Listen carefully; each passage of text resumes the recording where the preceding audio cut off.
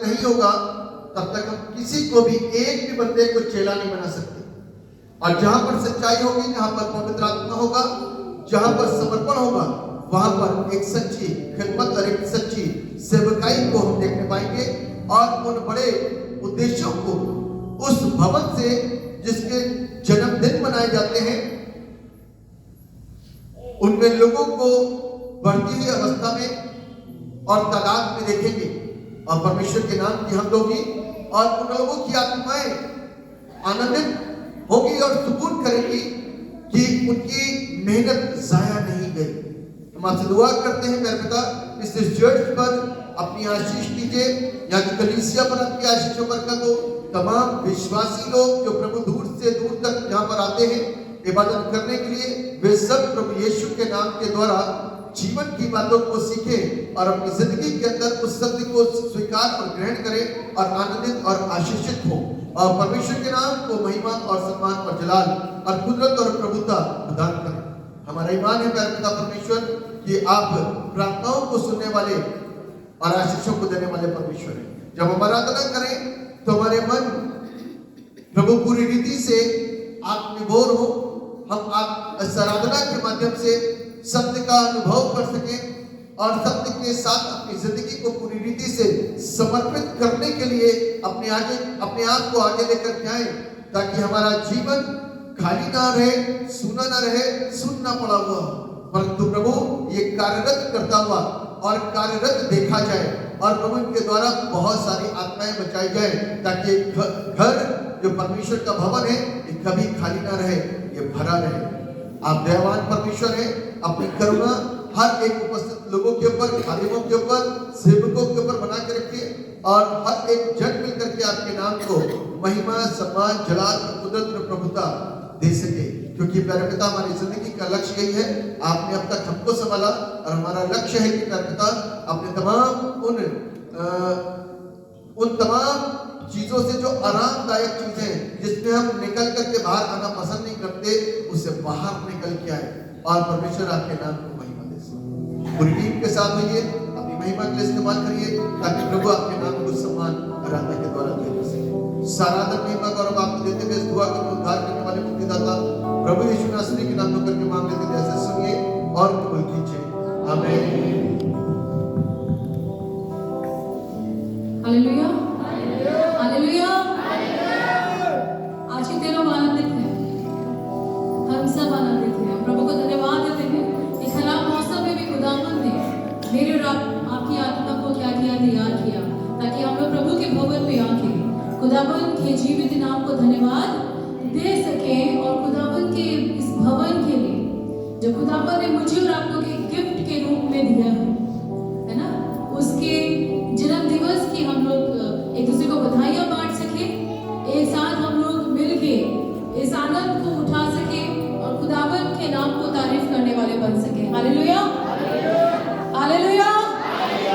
अभी हम लोगों ने गीत गाया, तेरी मुश्किल है ना, मेरी मुश्किल है ना, खुदाए पाक तू क्या कर देगा, आसान कर देगा। जितने मिशनरीज थे, जब वो एक लक्ष्य को लेके चले, जब वो भारत में आने की जब वो विचार कर रहे होंगे कि भारत एक देश है जहाँ पे प्रभु का नाम नहीं पहुंचा, खुदावंद उनके रास्ते को आसान करता चला गया। जहाँ खुदावंद का हृदय था कि यहाँ पे खुदावंद का भवन बनना चाहिए, वहाँ पे खुदावंद ने उनके हृदय में काम किया। जब वो लोग आए होंगे तो खुदावंद उनके हृदय में डाला हुआ खतौली एक जगह है। मैं उस भविष्य को देखता हूँ, क्योंकि वो भविष्य बनाने वाला खुदावंद, उस खुदावंद ने जब देखा कि खतौली एक जगह है और बहुत सारी ऐसे मेरी भेड़ें हैं जो भविष्य में वहां पे आएंगी और अपने पापों से छुटकारे को पाएंगे और खुदावंद के उस प्रेम को, उस अनंत प्रेम को वो देखने पाएंगे। वो विचार, वो उद्देश्य खुदावंद ने उन मिशनरीज के हृदय में डाला, जो अपने स्थान को, जो कितना बड़ा त्याग है ना। अभी हम लोग थोड़ी देर के लिए अपने घरों को छोड़ के आए हैं, लेकिन परेशानियां होती हैं, बच्चों वालों को ज्यादा परेशानियां होती हैं। सिस्टर के लिए मैं धन्य कहती हूँ उनको कि किस तरीके से वो बच्चे को लेकर आराधना करती है, मुश्किल होती है। लेकिन आप ये सोचिए कि खुदावन ने उस सेक्रीफाइस को देखा और खुदावन ने उनके साथ काम किया। आज जो हम भवन देख रहे हैं, इतना सुंदर भवन, ये खुदावन ने मेरे और आपके लिए दिया है। वो तो आए बेचारे, सेवा करके चले गए, कितने मुश्किलों को उठाया होगा, प्रभु से मांगा होगा तो खुदावन ने दिया। जब उन्होंने खुदावन के द्वारों को खटखटाया होगा, खुदावन ने उनके लिए खोला। हालेलुया। और जब उन्होंने उस आशीष को मांगा, खुदावन ने उनको उस आशीष से भर दिया, और वो आशीष आज मेरे और आपके ऊपर है।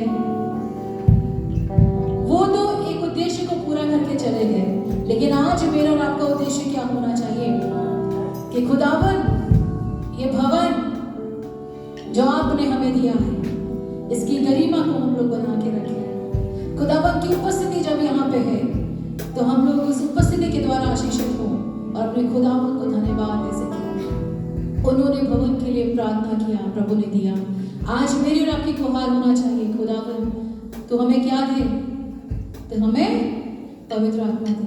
आज जरूरत है अजीजों, अगर हमारे पास पवित्र आत्मा नहीं है तो ध्यान रखिएगा, हम बेजान हैं, मरे हुए हैं। पवित्र आत्मा हमें जिंदा करता है। Hallelujah, hallelujah. तो पड़ोसी से बोलेंगे, आज खुदावंद यीशु मसीह के भवन के जन्मदिन के उपलक्ष्य में हम लोग खुदा से मांगेंगे कि आज खुदावन हर एक जन को पवित्र आत्मा से भरने पाए। आमीन। वचन कहता है, गला खोल कर पुकार, कुछ ना रख छोड़, और नरसिंह के जैसा ऊंचा शब्द है। तो ये तेरा प्रकाश है ना।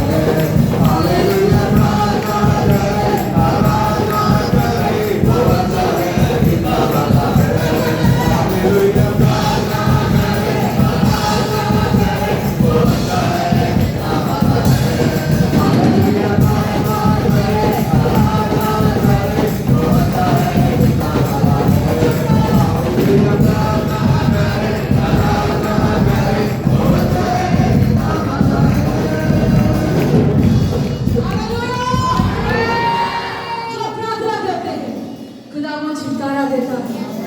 आमीन, हालेलुया। जब हम खुदावंद मेरे और आपके मध्य में है, आपको पता है वो क्यों? ताकि वो मुझे और आपको छू सके, ताकि वो मुझे और आपको आजाद कर सके। वो इसलिए है क्योंकि वो मुझसे और आपसे मोहब्बत करता है। हालेलुया। सारे जमाने की मोहब्बत एक तरफ, हमारे यीशु की मोहब्बत एक तरफ। हालेलुया। वो जैसी मोहब्बत ना ही कोई कर सकता है ना, और ना ही कोई अपने आप को उस मोहब्बत के लिए कुर्बान कर सकता है। हालेलुया। बहुत सारी मोहब्बतें हैं दुनिया में, है कि नहीं है ना? है ना? माता पिता की मोहब्बत बच्चों के लिए, पति पत्नी की मोहब्बत, है ना, भाई बहनों की मोहब्बत, हस्बैंड वाइफ की मोहब्बत, बहुत सारी मोहब्बतें हैं। लेकिन उन सब से ऊपर क्या है? मेरा यीशु का मोहब्बत है। हालेलुया।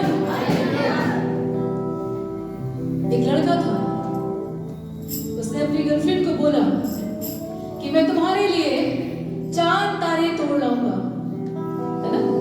बहुत बार सुना है। एक लड़का था, एक लड़की से मोहब्बत करता था और कहता था मैं तुम्हारे लिए चांद तारे तोड़ के ले आऊंगा। लड़की विश्वासी थी। उसने बोला चढ़ तो जाओगे, लेकिन ये बताओ तोड़ के उतरोगे कैसे? हालेलुया। नहीं कर सकता, लेकिन मेरा खुदावन सब कुछ कर सकता है। Hallelujah, hallelujah. अद्भुत खुदावन है। जब हम आराधना करते हैं उतना जगह का खुदावन स्वर को खोल देता है, खोल देता है। और क्या करता है? अपनी आशीषों की अपरंपार बारिश को वो करता है। जब वो जंगल में अपने लोगों को मन्ना पटेल खिला सकता है ना, तो वो क्या अपने लोगों को, उन आदमी आशीषों को नहीं देगा? ये जरूरी है कि मैं और आप उससे ढंग से मांगना सीखें। और जब हम सीखेंगे और जब हम मांगेंगे, खुदावंद देगा। अब वो अपने विश्वास के साथ, वो विश्वासियों के परमेश्वर है, वो उसको पता है। तभी वो बोलता है ना, जहां 2 या 3 में नाम से इकट्ठा होते मैं वहां पे हाजिर होता हूँ, क्योंकि उसको मालूम है कि 2-3 से ज्यादा बहुत मुश्किल है। हालेलुया। तभी मैंने हमेशा बोला ना, हमको भीड़ पे मत जाना। कम है तो ध्यान रखना, उस दिन अद्भुत काम और ज्यादा होगा। हालेलुया। तो खुदावंद करूं मेरे और आपके मध्य में, और जरूरी है कि जो चाहता है वो उसको रिसीव करे और खुदावंद उसको अपने सामर्थ्य से, अपनी आत्मा से भरेगा। हालेलुया। और उसको बोले खुदावंद आज हम तेरी हुजूरी में हैं, तो अपने काम को कर। पड़ोसी को बोलेंगे हम खुदावंद की हुजूरी में हैं, हम खुदावंद की हुजूरी में हैं। अब वो अपने अद्भुत काम को करेगा। हालेलुया।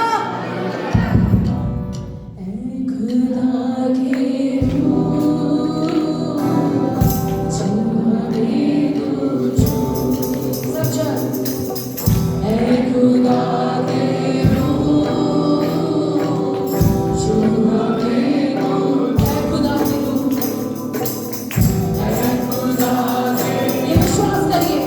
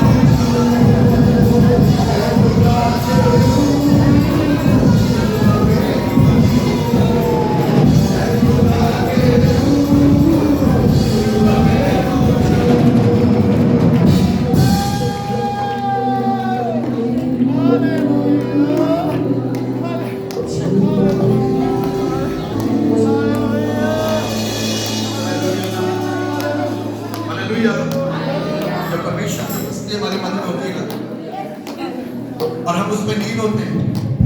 अब देखते हैं दाएं, ना देखते हैं बाएं। तो परमेश्वर हमसे बात करता है, हमको स्पर्श करता है, और जो उससे लगाए हुए होता है ना, वो आशीषित होता है। आमीन। सारे एक साथ बोले आमीन। हालेलुया। जोर से हालेलुया। बोलो प्रभु यीशु मसीह की।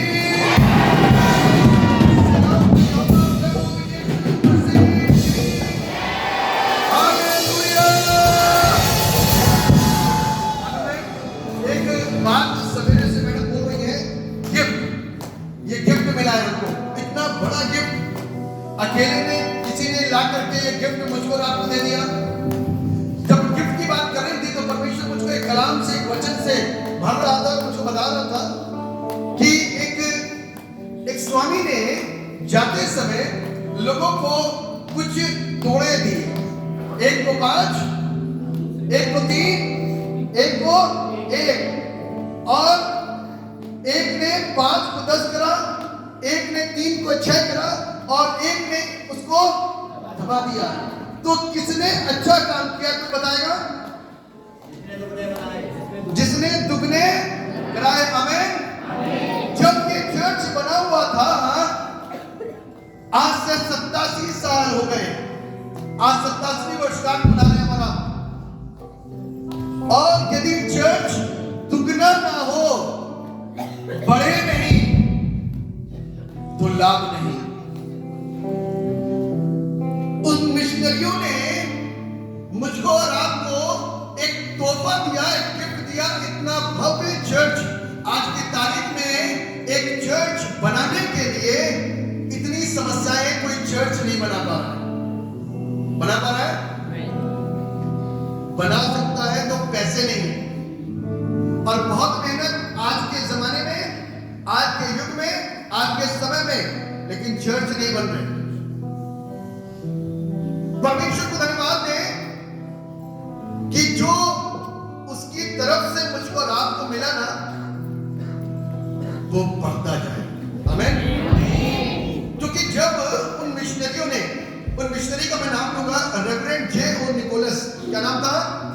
आप लोगों को जानना चाहिए, क्योंकि वो आपके चर्च में आए, और आप विश्वासियों को जानना चाहिए। काफी समय से आप चर्च में आ रहे हैं। रेवरेंड यानी कि रेवरेंड एक पद है, पदवी है, पादरी थे वो, और वो यूएसए से आए थे। रेवरेंड जे.ओ. निकोलस। क्या नाम था? रेवरेंड जे.ओ. निकोलस। उन्होंने अपनी पत्नी के सामने, लोग रजाइयों से नहीं निकल पा रहे हैं, लेकिन वो यूएसए छोड़ करके भारत में आए, और तब आए जब आज से 87 साल पूर्व, 87 तो तब मैं बता रहा हूँ कि 37 में पहली रात मेरी चर्च में हुई थी, लेकिन उससे पूर्व मैं ये सोचता हूँ कि इसको बनाने में 5, 6, 7 साल तो लगे ही होंगे। सारी चीजें, मटेरियल को इकट्ठा करना और प्लान करना, योजना बनाना कि चर्च बनाएंगे। उन्होंने एक मैप बनाया होगा, लोगों से मिले होंगे, प्रॉपर्टीज को खरीदा होगा, यानी कि 10 साल की प्रक्रिया ये थी। इस साल में यानी कि 87 का 97 साल मान के चलिए, और ये इतनी लंबी प्रक्रिया में उन्होंने कैसे प्लान किया होगा, कैसे योजना बना होगी, कैसे प्रॉपर्टी को खरीदा, कैसे कैसे क्या क्या करा उन्होंने, और उसके बाद में एक बड़ा मिशन कंपाउंड मुझको और आपको, अरे जोर से बोलिए ना, मुझको और आपको मुफ्त में दिया। ये भी लगा दो साथ में ये चीज लगा दो। पैसा नहीं दिया हमने, उसके बदले में मुफ्त में दिया। अभी कहना है मिस्टर जॉन विक्टर का, उस समय हम पैदा भी नहीं हुए थे, तब उस समय इतनी बड़ी प्रॉपर्टी, इतना बड़ा मिशन कंपाउंड उन्होंने हमको और आपको क्या में दिया? मुफ्त में दिया। आज इस प्रॉपर्टी को हमको और आपको सेव करना है और बढ़ाना है, और चर्च उसका एक मेन मुख्य आकर्षण का केंद्र और बिंदु था, क्योंकि ये प्रार्थना का स्थल था। क्या था? प्रार्थना का स्थल। बाइबल प्रार्थना के स्थल के विषय में कहती है कि मेरा घर सब जाति के लोगों के लिए प्रार्थना का घर होगा। इसमें धर्म को ऐड मत करना, इसमें अपने आप को ऐड मत करना, ये सबका घर है। यहाँ पर जो भी आएगा, जो त्रस्त होगा, जो दुखी होगा,